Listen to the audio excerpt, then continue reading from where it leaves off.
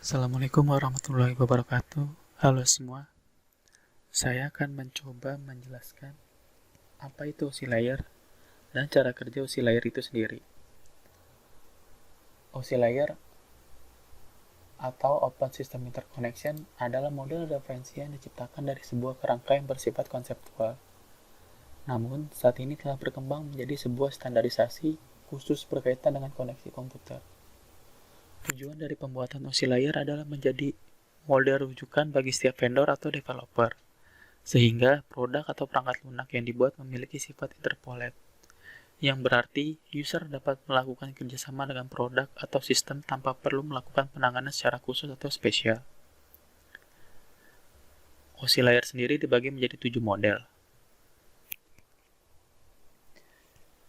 Yang pertama, application layer atau lapisan ketujuh.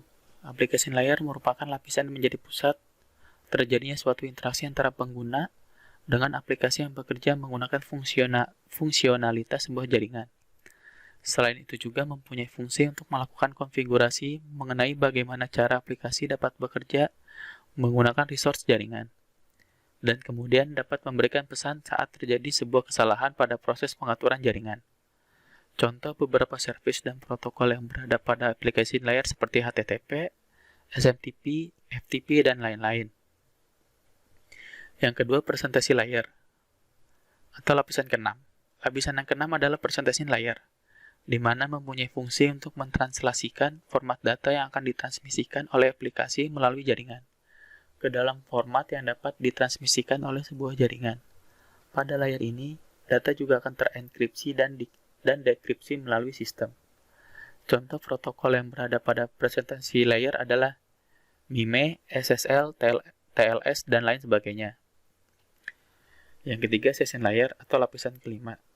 Session layer merupakan lapisan yang berfungsi untuk mendefinisikan bagaimana sebuah koneksi dapat dibuat, dikelola, dan dikembangkan. Contoh protokol yang berada pada session layer adalah NFS, SMB, RTP, dan lain-lain. Yang keempat, transport layer atau lapisan keempat. Transport layer merupakan atau mempunyai fungsi untuk memecah data menjadi paket-paket data, serta memberikan nomor urut untuk setiap paketnya, sehingga nantinya dapat disusun kembali saat sampai pada tujuan. Pada layer ini juga menentukan protokol yang akan digunakan untuk mentransmisikan data, seperti protokol TCP atau Transmission Control Protocol. Protokol tersebut akan mengirimkan paket data, sekaligus memastikan bahwa setiap paket telah diterima dengan sukses dan tepat sasaran. Selain itu juga dapat mentransmisikan ulang terhadap paket yang hilang atau rusak ketika proses pengiriman. Network layer atau lapisan ketiga. Tugas dari network layer itu adalah membuat header untuk paket yang berisi informasi IP atau Internet Protocol, baik IP pengirim atau IP tujuan. Pada suatu kondisi, network layer juga melakukan proses routing melalui internet working dengan menggunakan bantuan router atau switch pada layer ketiga. Yang keenam, data link. Pada data link layer memiliki tugas untuk menentukan setiap bit data dikelompokkan menjadi format yang disebut dengan frame. Pada level ini juga terjadi koreksi kesalahan, flow control, pengalamatan hardware atau perangkat keras, seperti halnya MAC address, serta menentukan bagaimana perangkat jaringan seperti hub, repeater, bridge, dan switch pada layer 2 dapat beroperasi. Untuk spesifikasi IEEE 802 dapat membagi tingkatan menjadi 2 level, yaitu lapisan media access control dan lapisan logical link control. Yang terakhir, physical layer. Dan model oscillator terakhir dan yang paling utama adalah physical layer.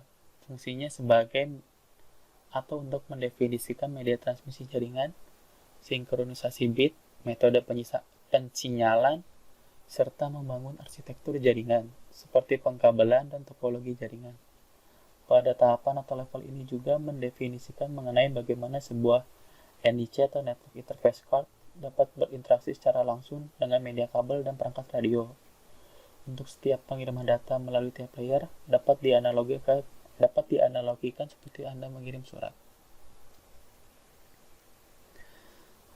Cara kerja oscillator.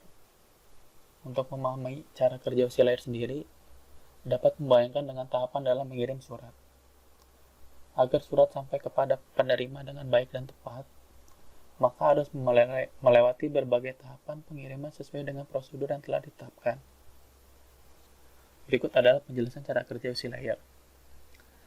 Yang pertama, application layer akan mengirimkan data yang dikirim pengguna kepada perangkat komputer penerima data. Kemudian, pada presentation layer, terjadi konversi email menjadi sebuah format jaringan. Yang ketiga, pada session layer akan membentuk sesi perjalanan data hingga seluruh proses pengiriman data dapat diselesaikan. Yang keempat, pada transport layer, pengirim melakukan pemecahan data. Kemudian data tersebut dikumpulkan pada transport layer penerima. Yang kelima, network layer membuatkan sebuah alamat sehingga dapat menuntut dan mengarahkan data hingga sampai pada tujuan yang benar. Selanjutnya, pada data link layer akan dilakukan pembentukan data menjadi bentuk frame serta alamat fisik. Dan pada lapisan terakhir atau lapisan utama adalah data akan dikirim melalui medium perantara jaringan menuju lapisan transport penerima. Dan yang terakhir, alur jalannya proses akan berbalik dari physical layer menuju application layer. Nantinya akan mengarah pada jaringan komputer penerima.